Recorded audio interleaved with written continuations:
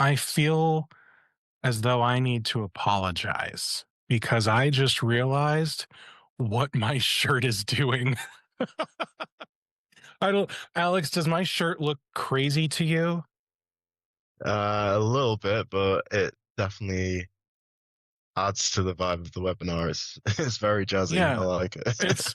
it's, I feel like, okay, look, I've never taken acid, but if I had, I feel like my shirt is what it would look like. So,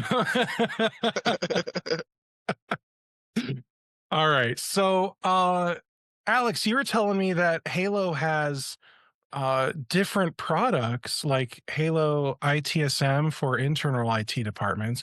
Do you have any other products for MSPs besides the PSA?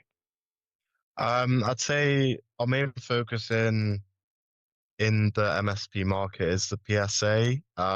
We do also have Halo CRM, so that's going to be for customer management, customer service management, and sales. So if you maybe didn't want the full ticketing platform as part of the service, then CRM is another option if you're just looking to implement sales and customer service management.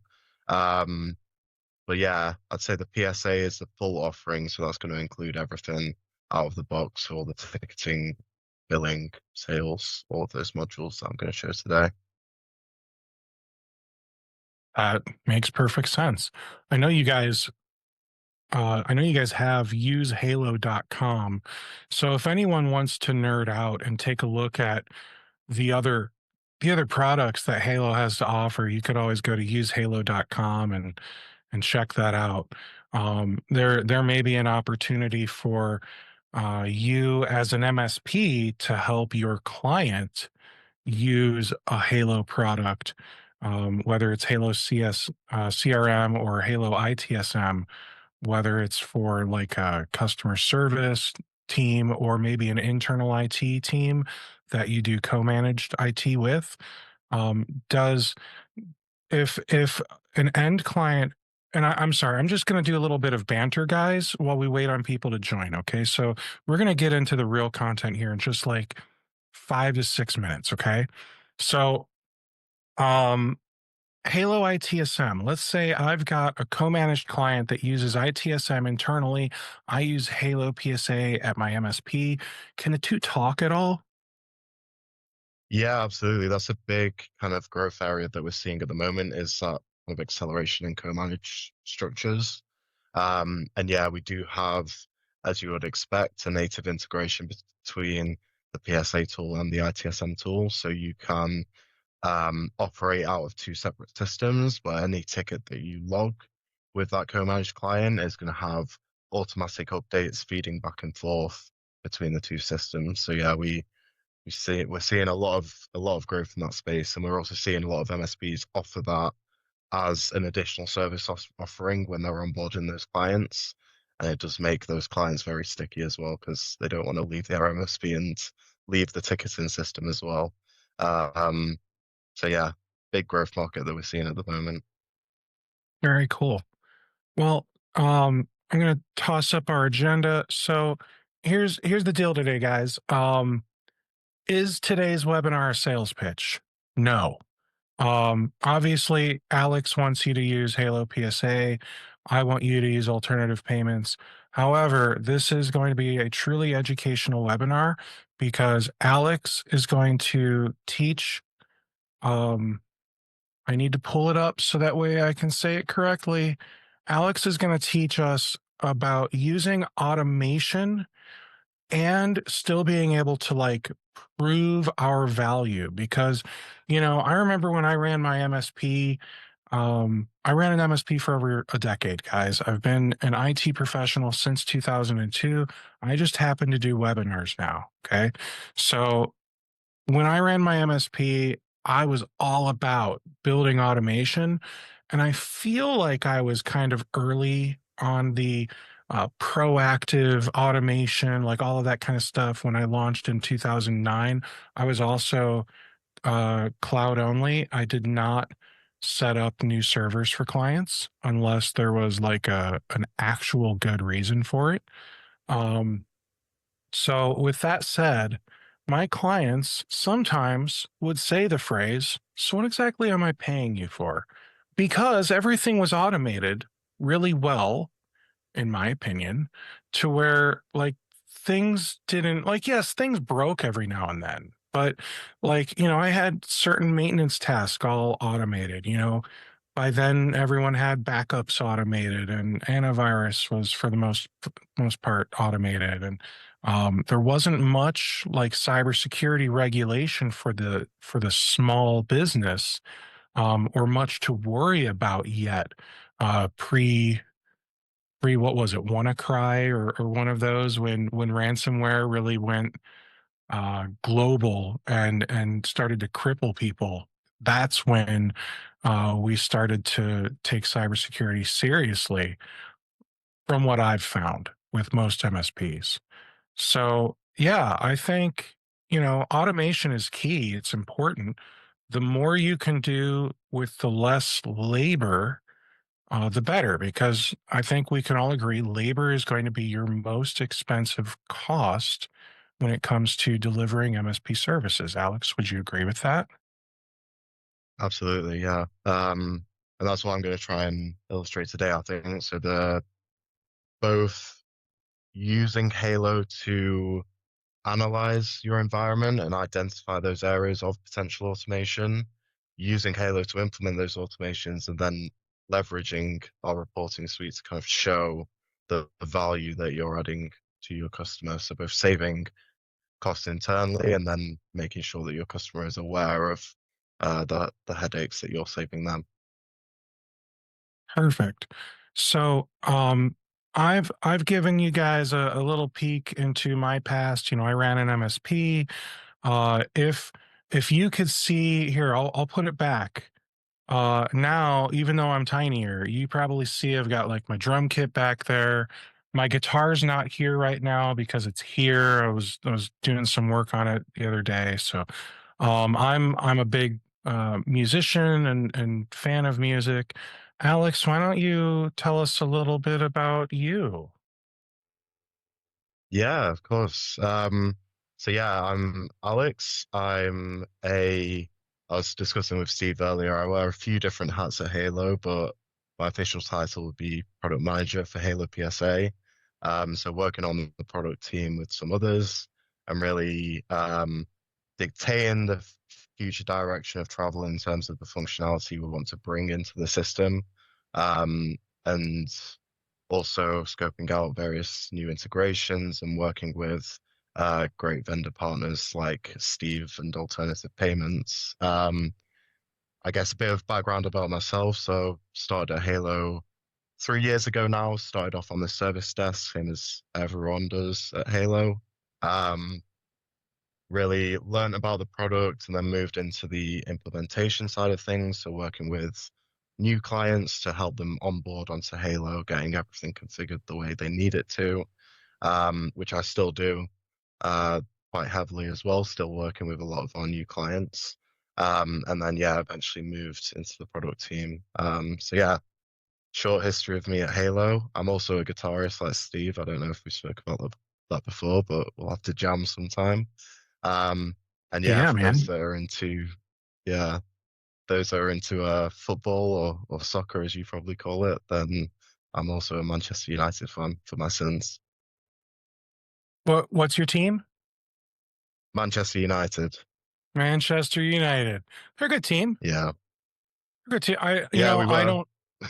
don't know enough about football. I know I've heard of Manchester United, and I liked playing them when I play the FIFA game on my Xbox. But for the most part, I don't know what it is. I end up in the Italian league. I'm always playing like Inter or Juve. So Juve. Yeah, uh, Juve, good team. I don't know. I don't have a reason. It's nothing against the other. There's entire continents I've never played their teams on the game. It's I tossed up a poll, so we let you guys get to know us a little. I'd love if we could get to know you a little, especially because we've got a couple questions on there. How do you currently show clients the value of your managed services? I know that. You could do, a QBR. That's a very popular option.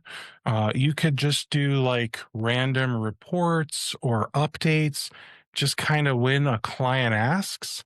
Um, you could talk about it with the client, but you don't maybe have a formal procedure or documentation that you use.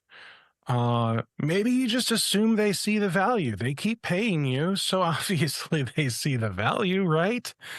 Um, Maybe you struggle to quantify what you do. Like you you know that you're charging what the other guys are charging, but maybe you have no idea if you're actually delivering what you should be delivering. I'm not saying that's okay, but it is an option, and uh I'm sure there are people that can help coach you through that if that is a problem that you're experiencing. The next question we have, the big one that I'm curious about, what's the biggest challenge you're experiencing with automation in your PSA today? Now, when we talk about automation, the thing that I always thought about was what can I do with my RMM? What can I do on the endpoint for all of my clients? Because that's the automation that I always felt was most important because it's like the customer facing service delivery stuff. Um, but the PSA, there's a bunch of automation you could be setting up in there too. Alex, could you rattle off, like, if I were to just say, give me like 3 or 4 bullet points of automations? Yeah, absolutely. I think the game has kind of changed with AI as it has with so much else. So um, a few that we've introduced kind of product wide recently would be like our AI triage process. So the ability to say, as soon as the ticket comes in, we can have AI and analyze that ticket based on the initial details provided by the end user. And we can have it automatically suggest categories, priority levels, assign it to a specific team or a specific agent who is qualified to deal with that kind of request. So on initial ticket ingestion, we've got all of those data points pre-populated. We can report on those, kind of analyze how well AI is doing in categorizing these requests. And then also during the ticket's life cycle. So with Halo's functionality, with our runbook functionality that I'm going to touch on very heavily today, the ability to reach into the RMM and trigger automations there, reach into your Active Directory, whether that be Azure or Google or anything like that, create new users, assign them to groups, all of that from that would be managed within Halo as the PSA platform. So because Halo is touching kind of every stage of that ticket's life cycle, the opportunities to automate that are really quite endless. That is excellent. Now, early on in my IT career, even before I started my own MSP, I was always all about automation. But one of the problems I had when it came to automation is I was automating stuff because it was cool and fun to set up, not because it necessarily had a purpose. So, like, okay, yes, I would automate something and it would take me like 8 hours to figure out how to automate this 30-minute task, right? We've all been there. Could I quantify the impact that that had? Yes, but no. Like, it was a process that we did often, but it wasn't a process that we were like reporting on, if that makes sense. So, like, yeah, I could say I made it so setting up all the shared drives and all the shared printers and everything for this one client that had 5 or 6 Citrix servers. I did it and it all worked magically and flawlessly for every employee every time they signed in, full stop. But could I quantify that? I don't know. Like, there used to be problems, now there's not. Like, that was my quantification. I didn't really know how to report on that kind of stuff better. So I'm hopeful that today Alex is going to give us some ideas around that kind of stuff too. When it also another thing when it comes to automation is sometimes, I see some people said, we don't know which process to automate next. You've got dozens or hundreds of things that you do regularly every week, right? So, like me, for example, every morning I'm going to check uh, a Slack channel and see, or Teams if that's your thing, and see, do we have any uh, things that I need to address? Every morning I'm going to check that channel. And then I'm going to go check our LinkedIn and see if there's any activity that I need to respond to or whatever, right? So like I've got things that I've started to develop processes around. That way it's just automatic. Every morning I do these things. But then there's other tasks that I do that are time consuming that can be scripted. Like I can't script looking at the Slack channel to determine if there's anything I need to do.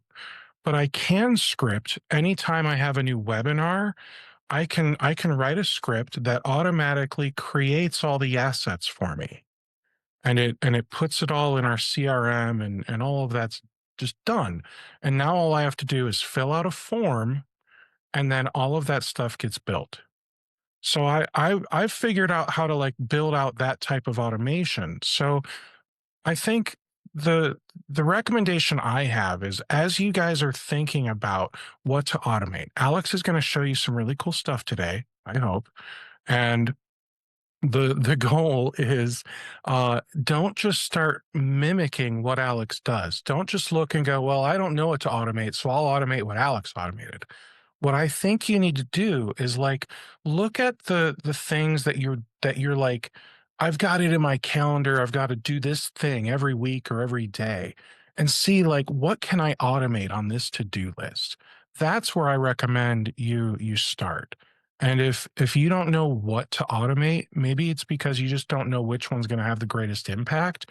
It's okay to start with something small and easy. Maybe you need to start off with something small and easy that feels like low hanging fruit in order for you to feel like you've gotten a win. That way you're excited to automate the next thing.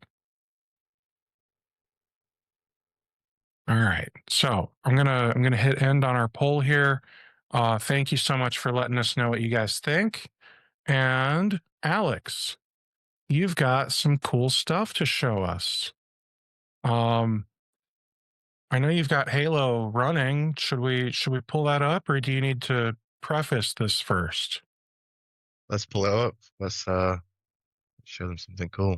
There we go. Um, yeah, I guess to emphasize what we spoke about already. So I think the main purpose of today and what I want to teach you guys is um, both how we can start to target those areas for potential automation, and also how we can leverage data and data-driven insights to demonstrate to our customers the really real value that we're adding via that automation. Um, so I feel like almost by its nature, good automation is something that you don't really notice as an end user. You request something, it happens, you move on with your day. Um, we as the MSP want to make sure that our users are aware that this isn't something simple that just everyone can do. This is something that we've worked hard on, that we've identified as an area of potential automation that we fix, and we want to really demonstrate that that is what we are doing as the MSP to add value to your business. Um, so I think both of those things, both identifying room for automation and demonstrating that value, uh, is driven by the same core concept, which is data. Um, and I think the PSA, and especially Halo with some of its reporting functionality, is the perfect place to really identify, collate that data, and put it into actionable processes, or demonstrate that in a kind of digestible way to the end user. Um, so that's what I'm going to touch on first. I'm also going to talk about runbooks within Halo, as well as some other areas of automation that we can use. So runbooks are essentially automated processes that we can put in place under the hood of your HaloPSA system that can integrate with any tool with an open API, including Halo itself. So we can draw data from other tools. We can have that update tickets or customer records or anything within the Halo system. We can trigger that based on certain events happening in the system. And this is all with a low to no code approach. So you don't have to need to have extensive knowledge of any coding language. There's a bit of JSON in there. But the general idea is that with a little bit of training, you guys can go in and start experimenting with some of the possibilities that runbooks provide. Um, I did want to quote actually something from the Alternative Payments blog, which was from Chris Scaramucci at Tech Pulse. He said that uh, runbooks are the most underutilized superpower inside HaloPSA, an engine that connects anything to anything once you stop thinking of it as a workflow. So these aren't workflows, these aren't manual processes that you have to kind of tick through like a checkbox exercise. This is powerful automation available all within the PSA platform. Um, so we'll get onto that in a second.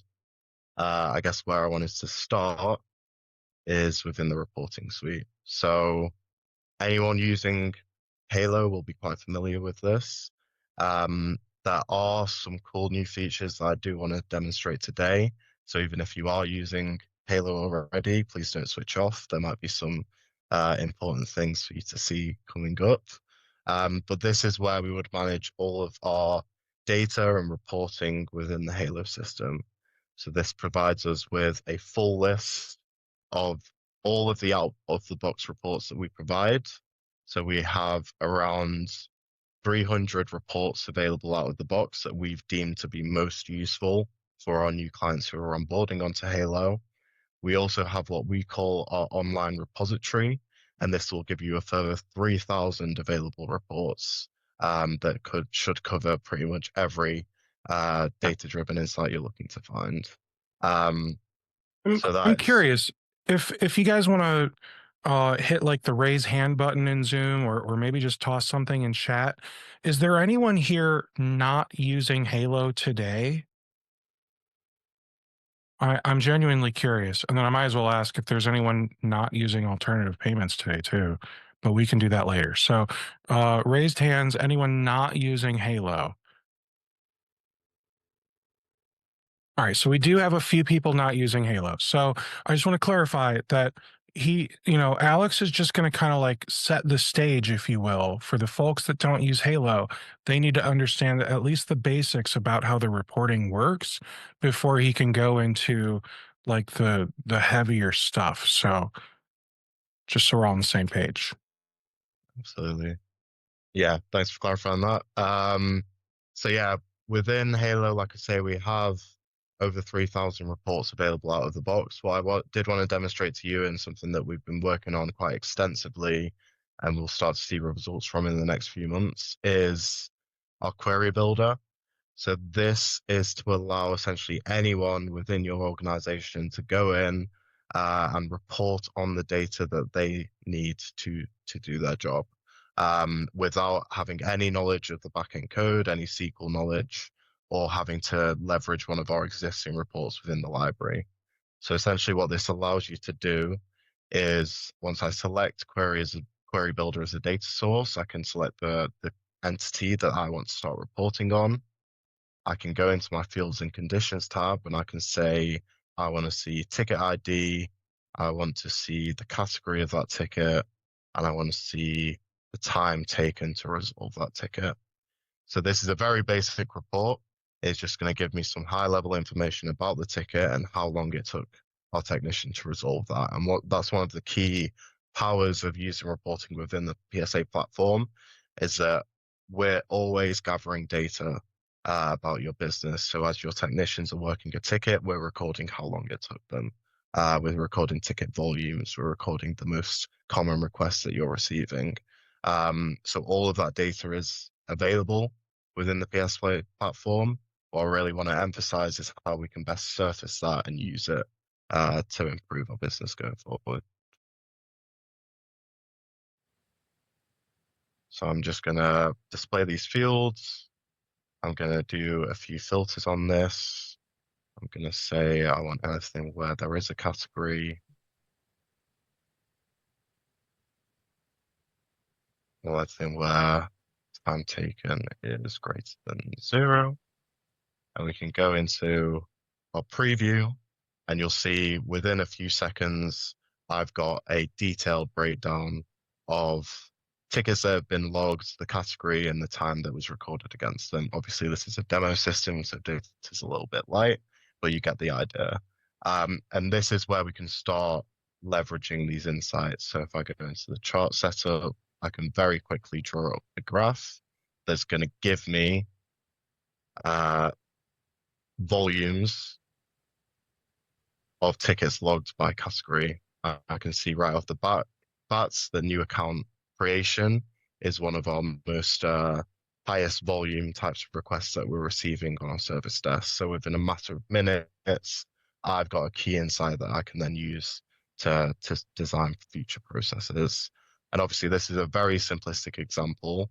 To get a bit more advanced for anyone that's already using Halo and knows about this functionality, what we can also leverage is AI insights to analyze far more data than a human could ever process and give us actionable insights based on that. So what we've added into our new trials as of a few months ago is whenever I close a ticket, we suggest that we add this technical resolution field to that closure note.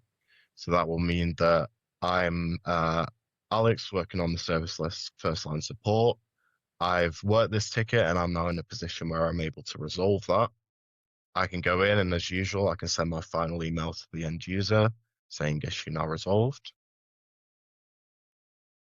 That's going to send that email to the user so they're aware. But what I'm also going to be asked for is this more internal field, which is where I'm expected to now provide a bit more of a detailed technical resolution as to how exactly I resolve that ticket. Um, this is a free text field. I can fill it in exactly how I want to. Um, what I want to emphasize is that this can also be used to provide insights similar to what we see on this screen here. So this example was using the category of that ticket to kind of differentiate between different types of requests and nail down what's the most voluminous type of ticket we receive. But our categories might not be this built out, or the issue might not directly relate to a category that can then provide us insights to move forward with. It may be a bit more nuanced, so we might need to leverage insights from our technicians and collate those in a way that's understandable. Obviously, it's a bit more difficult to form a chart like this on a free text field because every answer is going to be different. So how do we gain those insights?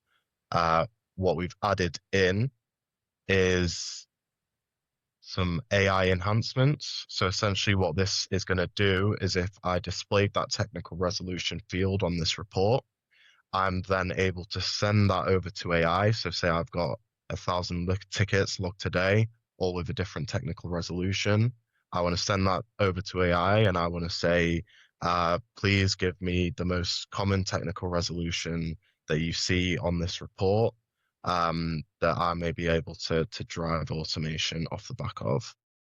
And AI will process that data, semantically match all of the different technical resolutions, and give you a bit more of an in-depth AI analysis based on that. So if I save this report, as an example, you'll just see this option here, analyze the report.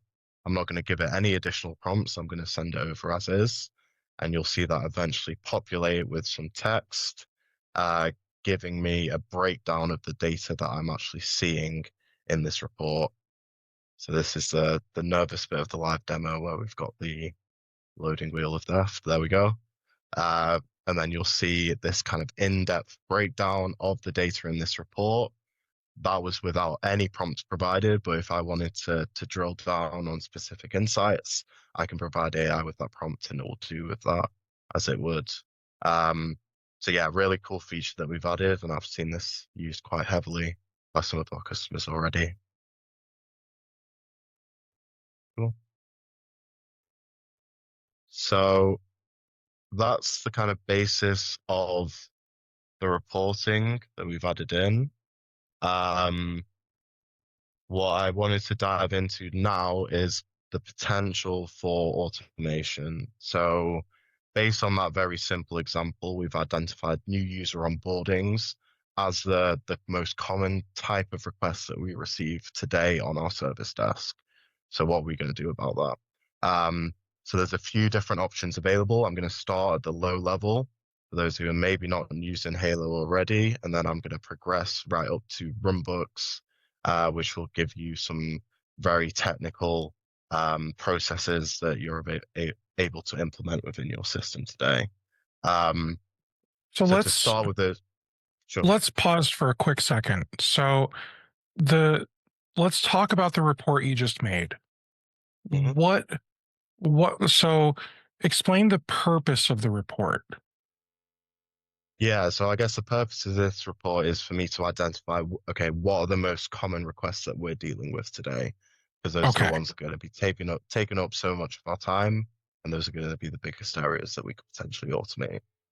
Perfect. So, for those of you who said, I just don't know what to automate next, this report it's not going to just give you the answer per se, but it's at least going to guide you to, all right, these are the requests that we keep resolving. So maybe there's something in here we can automate. So good. Yeah. Um, the next thing you want to go over is I know you said you're going to get into runbooks, but what's the next thing you're going to do? Yeah, so I guess the next thing I want to go over is our inbuilt automation processes. So there's ticket rules, workflows, things like that that you can use within the system.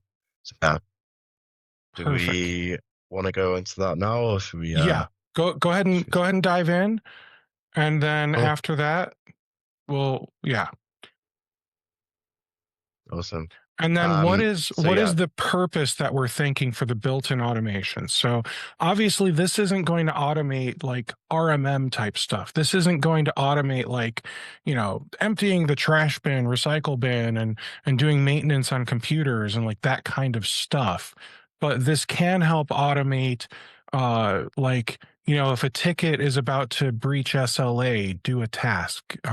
If an invoice is past due, do a task, that type of stuff. Things that happen in the PSA, you can build automation to help you make sure that either something doesn't become in breach of contract for you, or to just help you stay on top of things. absolutely. Yeah, so I'd say the most common use of these inbuilt processes, and you're right, this would be kind of internal to Halo, um, is using this to automatically assign tickets, automatically escalate those tickets, and really make sure the process is being followed based on different events that are happening in the system. Okay. Um, so I guess getting into a bit of the back end technicalities of this. So Halo leverages an ITIL structure out of the box. So everything is split into instance, requests, problems, change, etc. We recommend obviously that you follow that same structure, but you can kind of deviate from that if you wanted to. But that's the structure that I've got implemented today. And these are split into what we call ticket types. So based on where that request is coming from, or if it's specified as such on the self-service portal, that will also show in a moment. It will come in as either an incident or a request, as an example, and we can automatically feed in assignment rules and workflow automation based on that request coming in. So I can say, if this is an instant, automatically assign it to my level one support team in the unassigned queue, apply this SLA, apply this workflow and this initial status. So just very basic initial categorization of that ticket based on very high level information about the request that's being received. And So that's is our this like first the level. default configuration out of the box, or did you set Yes, this up? exactly. So this is a brand new trial. This is just something that I deployed yesterday. So yeah, this is available. out of the box for everyone. It follows our recommend best practices in line with the ITIL framework. But obviously, you do have room to maneuver, as I'll show you. Uh, just a second. But yeah, um, all of this would be our initial default for that ticket, but we can use what we call ticket rules to override those defaults based on specific type of requests. And this is all low code, very intuitive, or no code, I should say, very intuitive and easy to use. So, for example, maybe I want to say whenever a ticket is logged by one of my VIP clients out of business hours, I want that to automatically be escalated to my on-call support team, given a priority of 1 and trigger a notification is a very simple example. Um, so according to my ticket type level defaults, if someone logs an incident, it's just going to land in level 1 support in the unassigned queue and someone picks it up when they pick it up. Um, under this scenario, I don't want this to happen. So I can create a ticket rule, priority 1 out of hours incident, and I can start building in these criteria and then outcomes that happen to that ticket after if those criteria are met. So for example, I can say if a ticket is logged or created not within working hours, I can specify the working hours in question and the time zone. And maybe I want to say that this is only for my VIP or important customers. So I can set those criteria here, and then I can dictate what happens to that ticket based on those criteria being matched. So I That can is say stupid automatically easy. assign. Yeah, exactly. That's the idea. So yeah, we automatically assign to level 3 support. We can load balance, so it's automatically assigned to the agent with the least tickets in their queue. We can set the priority level to P1, and we can automatically trigger notifications off the back of that alert as well.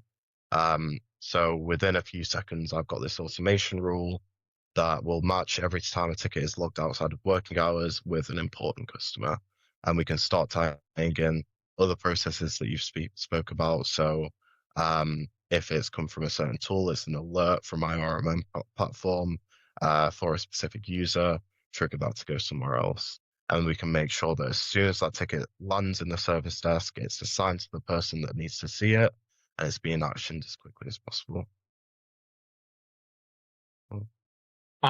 So a couple things. One, I'm going to answer Christine's question. So, for those of you that joined us late, yes, a recording will be available. It's going to get emailed out to you realistically tomorrow.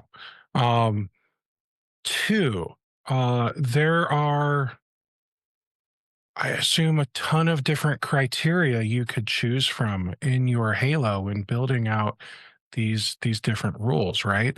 So, oh, it looks like he's gonna pull it up for you. So, with that said, explore. Like that's how I learn and that's how I automate sometimes. I just explore like what are the limitations of this product? How can I just tinker? What can I do? What can I figure out? So just go through the criteria at some point and see what on earth can you match up. You know, and then just like don't just start building out rules, okay? Like that's the last thing you want to do is, oh, I'm just going to build some rules. Like you should sit down and map them out first, but it's helpful for you to explore the criteria to see like what's even possible, because maybe like you said, you've got VIP customers. Is that the whole customer, or is that like I just have like a CEO and he's the VIP at my customer? So you don't need to answer that. But my point is like to go through and understand the criteria so that way you understand the capabilities of the automation. That way you can start writing down like, all right, what do I have in our contract? Excuse me, or our master services agreement or whatever you call it, right? The thing that dictates your relationship between you and the client and how you should be providing service and how they should be responding and everything else, right? So you should be looking at your contract. That should be like your first source of truth. What do I say we're going to do? And start automating that first. Would you agree, Alex? Yeah, absolutely, absolutely. They should be mapped out and thought through before we implement anything. That's always my advice. Obviously, it's really easy Yes. to do so, but yeah, we should make sure that we're leveraging this for the most high impact stuff, not just throwing it in because we Yes. can. Yes, yes. Now, before we move on, we're going to take a few minutes. We're going to do what I call our commercial break, and I'll go first. I'm going to show Alex how it's done, okay? And then we'll give Alex a chance to talk, and then we'll go right back into the education. All right.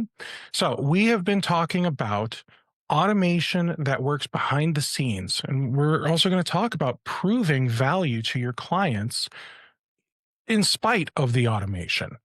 So, well, let me flip that for a second. Let's talk about automation that proves its value to you. Alternative Payments integrates natively with HaloPSA and other things. There's no middleware, there's no scripts, there's no duct tape holding things together. Invoices, customers, payments, it all flows automatically between systems in real time. Um, Here's what that actually looks like day to day. Your client gets a portal. They can log in, see their invoices, update their payment method, set up auto pay, all without sending your team an email or jumping on a call. That's fewer interruptions for you and a better experience for them.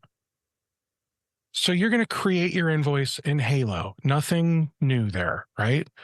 It's going to sync to alternative payments automatically. Your client will get notified from alternative payments. You'll configure a schedule. We can even help you do so.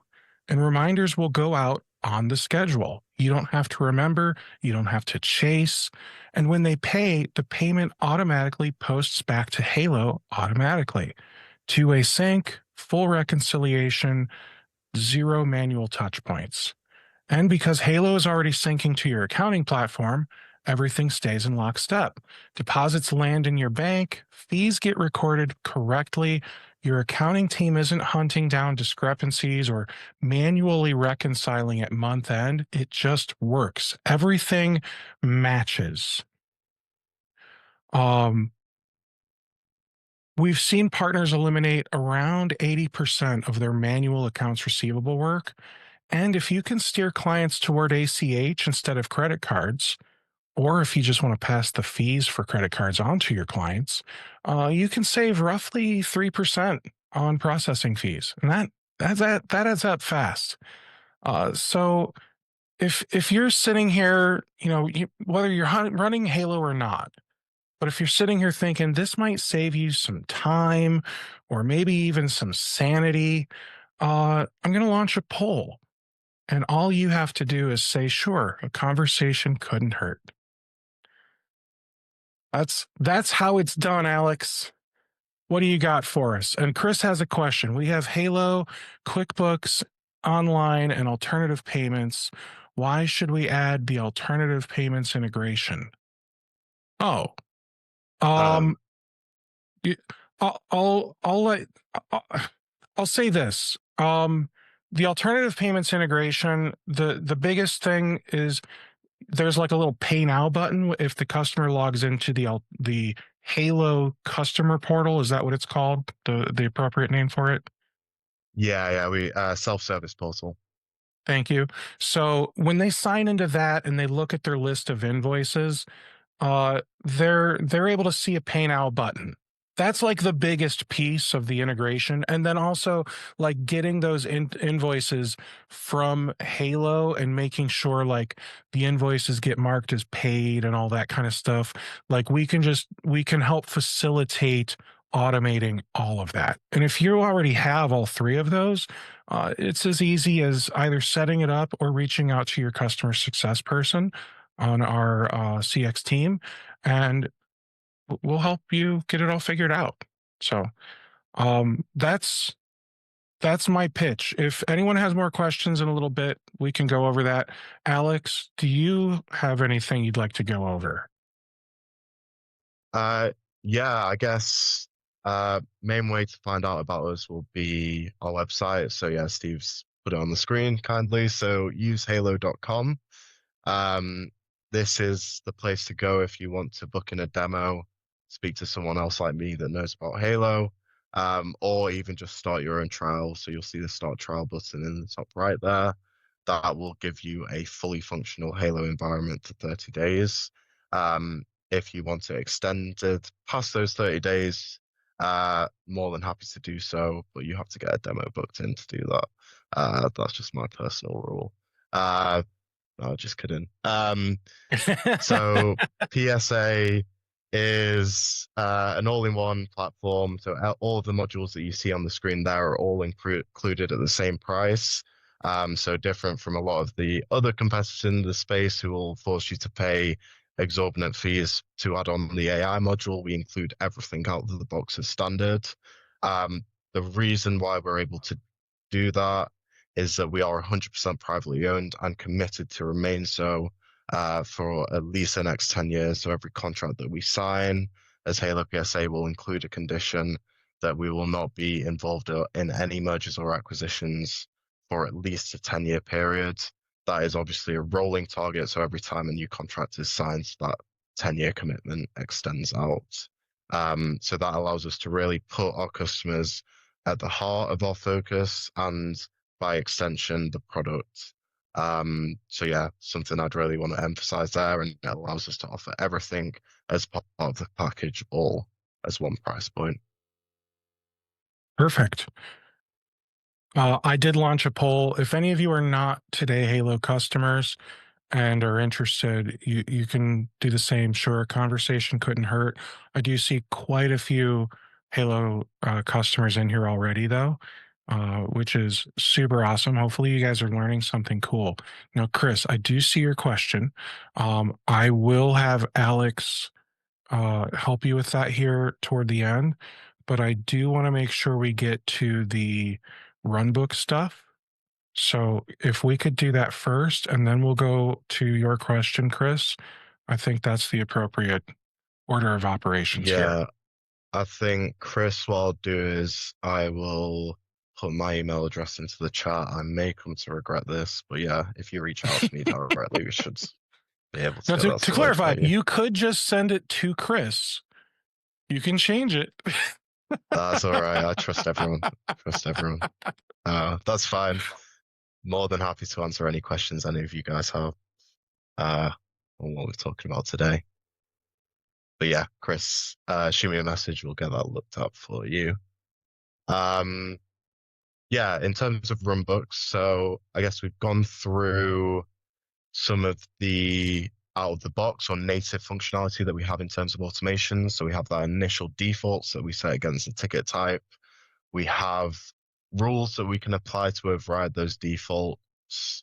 We also have the concept of workflows. So this is more on a process level rather than automation. But this allows us to dictate based on events happening during the ticket lifecycle, how we want our technicians to then deal with that request. So you'll see again a no-code platform that I'm able to implement to kind of start designing these flows. And this workflow is designed to handle escalation procedures. So if I flip to an example ticket, Now, this is a run book, and the other was, what did you call those? Workflow rules? so this is a workflow. I'll get onto runbooks in a second. They're related, but not quite the same thing. I want to emphasize that difference. The other thing that you showed us before the commercial break, was that also workflows? That was a ticket rule. Ticket rule. Okay, so you got ticket rules, workflows, run books. Correct. Okay, Yeah. All slightly different use cases. sure. But yeah, the idea of the workflow is, like I say, to really drive your technicians down the right process. So for example, this out of the box one, we see these workflow progress bars at the top of the feed, which tell me at what stage in that ticket's life cycle I'm currently at. So I've moved past that triage stage and I'm now into this in progress. If I flip into the workflow, how that's represented is I've moved past this stage here. I'm currently in stage two. And this allows us to dictate what actions or what buttons appear to our technician at various stages of this workflow cycle. So because I'm currently at stage two, I've got the option now to escalate this to my second line of support. And you'll see that represented on the tickets under this escalate action button that you see at the top of the screen. So I can click into that. I can provide a note for my escalation. I can really configure the fields that show on this. So I can dictate what data is plugged in at various stages. And when I hit save, it's going to progress me down the workflow into that stage three in here. And it's going to replace my escalate button with an escalate to third line button. So it means that I can't deviate from that process. I have to follow those set lines of escalation from first line to second to third. There is no way for me to just come into this ticket and assign it to Steve because I know he knows a lot about hardware requests or something like that. So really making sure your technicians are following the process to the best of their ability. So that's workflows. The reason why I touched on that first is people often confuse workflows and runbooks. The difference here is this is to dictate those processes, like I said, from your technician's point of view. Runbooks will be completely behind the scenes. You won't really see them in action until they then surface an outcome on the ticket. So going into a few examples here, what we have is the AI auto triage process that I mentioned earlier. So what this is essentially doing is it looks a lot like a workflow, but this isn't any manual intervention on the part of your agents to push this process along. This is an automated step-by-step API process that will perform automations both within Halo itself, but also external tools, in this case, OpenAI as the AI software that we're using here. So to give you an Now, example, sorry, go on. now I have been told, and I believe it was a biased opinion, that building out something like the AI triage thing that you just showed is a very involved process, and it takes hours and hours and hours and hours to build. So, like you showing us that screen, I'll be honest, you make it look pretty and easy, but how easy is it really? So it's more involved than the other automations I've shown you. So that the ticket rules, the workflows, um, the ticket types, all of that is absolutely zero code. And you saw me implement some of these in a matter of minutes. Uh, Mhm. Runbooks, I won't lie, is a bit more involved. It does require a bit of API knowledge, which is the reason why we've started adding these in available for you guys out of the box. So you can leverage existing automations that we've provided as experts, and then use those or tweak them to perform what you guys as the MSP need to do. So for example, with this AI auto triage runbook, if I was looking for potential for other AI automation, I can go into this runbook and say, okay, this is the request that we're making. Obviously, this looks a bit scary to some people. I promise it's not too intimidating. But this is essentially the prompt that I'm sending over to AI. So just a big blob of text telling the AI what to do. These are the Mhm. details of the ticket that I'm pulling in as variables, and these are the possible categories that I want AI to assign to this ticket. So I'm just saying, given the summary and details of the ticket provided, and the predefined list of categories that I'm providing to the AI, pick the most appropriate category, impact, and urgency from the provided list. And I can then feed through to the ticket in question and automatically update this. So yeah, this And is how uh, are you able to get away using Nano instead of one of the bigger? costlier versions of ChatGPT or OpenAI's API? So yeah, I've found that Nano works pretty well for what I'm asking it to do in this case. It's a very small set of data that I'm asking it to analyze. It's the initial email from the end user, it's a list of categories, and it's six possible options for impact and urgency. So from a cost point of view, it does the job, and it's obviously a lot cheaper than some of the more advanced versions of AI that we've got. Um, but I can use whatever version of AI suits my use case the most, and it's just a matter of changing this model string to use the appropriate model. Yeah, and then follow-up question, just because I'm nerding out right now, so I apologize, guys, if I'm going too deep into the weeds. But why do you have 3 separate messages? Why wouldn't you just put ticket summary, SQL categories, and the initial message all in the same thing? Uh, Honestly, this is to make it more readable for me. It doesn't Okay. matter whether I send this all as one message or as three separate ones. I get the same response back. This is just for me to know, okay, this is the details Oh. of the ticket. These are the categories. This is my So prompt. because you're using the API and that's all bundled in one message thing, it doesn't matter. OpenAI is still going to process this as one large message. It's almost like you're just having separate paragraphs in the message. And this is Exactly. just allowing you to separate things and make it a little more convenient for you to go through and say, okay, well, I need to go this section so that way I can specifically edit the ticket details or the ticket summary because I want it to look a certain way now. Yes. Exactly. Okay, That's the idea. that's perfect. Thank you. No problem. Cool. So I guess to see this in action, so like I say, this is all happening under the hood. So from your end user or your technician's point of view, they won't really be aware of this happening.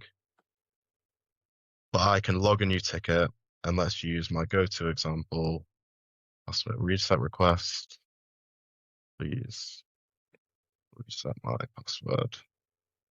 So I, as a technician, can fill in this, or this might have originated as an email from the end user or via our self-service portal. And I can check this option and say I want AI to automatically triage this for me. And you'll see that all of these fields that I had previously for the category impact and urgency will disappear because we're relying on AI to set these fields for us. I can hit submit. We're getting to another nervous period of the live demo, so hopefully this works for you guys.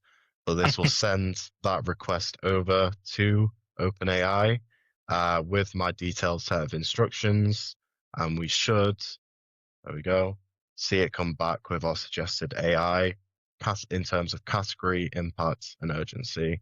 So what I really want to emphasize to you guys is this just is just an example that we've put in place for you. It's really up to you guys to go in and say, okay, maybe I don't want to use impact urgency. Maybe I want to suggest a priority and then an agent to assign it to.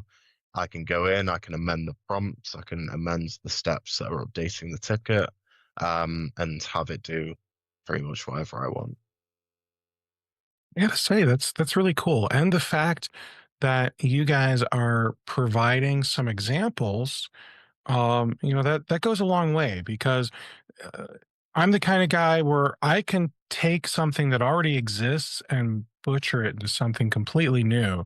But if I have to start from scratch, it feels impossible. So this is really cool. Now, Brian asked if there's any guides on setting up runbooks, and Nate put the HaloPSA Academy course for custom integrations in runbooks. Is that like the best place to start? Do you have any other resources that you'd recommend, Alex? Yeah, I'd say Academy is definitely going to be the best place to start, especially if you're new. We do have our documentation page as well available. And there's also some great resources available on YouTube, both on our channels and some of our external onboarding partners as well have some good resources available. So yeah, I don't know if Steve, maybe we want to provide a bit of a breakdown on the mailer that goes out after this. That might be useful. I could do Can that. send Yeah, that over. absolutely. And just to clarify, there are I couldn't tell you how many, several dozens, hundreds, I don't know, but there are Halo PSA integrators out there, including we recommend we mentioned earlier Chris Scaminacci from Tech Pulse. They are one. We've done a webinar in the past with the Goes Into Consulting team. They're another Halo PSA consultant. And like I said, there are others. Those are just the two that are top of mind because I've done content with them. So that's not because I like them more. It's not because they do the best job. I've done content with them, and that's the disclaimer there, okay? However, I will say Chris and Brendan from Tech Pulse and Goes Into respectively, both really smart guys. So I think you kind of have to be to be a Halo PSA consultant. And that's not to say anything negative about Halo. It's just such a capable platform that like you just have to know where all the nuts and bolts are in order to be able to customize it because it's truly one of the most customizable PSA platforms I've ever seen. Possibly more so than the other big two that you've heard of. Um, so yeah, I would definitely if you have a person who has a bunch of time or you want to dedicate, I don't know, a day. I've always heard people say, what was it? No, read only Fridays or something like that. So maybe read only Friday is read only for your customers. And maybe Friday is the day that you only answer calls when people complain. Otherwise, you're doing uh, continuous improvement on your own business, something like that. Like, I'm not saying that's how you have to do it. I'm just saying come up with ways that you can start working on the business instead of for the business, whether that means you're outsourcing to a consultant or just starting to set time aside to do it yourself. So, Alex, this was incredible. Thank you so much. I feel like we answered a good chunk of questions. We are over on time. Chris, I'm sorry we couldn't address your support request problem right now, but you have Alex's email. Hopefully you'll be able to work with him. I suspect in the next day or two you'll at least have some direction and feel like there's movement, okay? So thank you so much, Alex. Thank you so much, everyone. If I don't see any or some of you before then, I hope you enjoy Christmas and any other holidays that you may be celebrating. Um, Awesome. Alex, anything else you want to wrap up with before Yeah, we close just out? big thank you to you, Steve, and the whole team at Alternative Payments. We love working with you guys. Absolutely, man. The pleasure is all ours. All right, guys. You have a great rest of your day. Take care.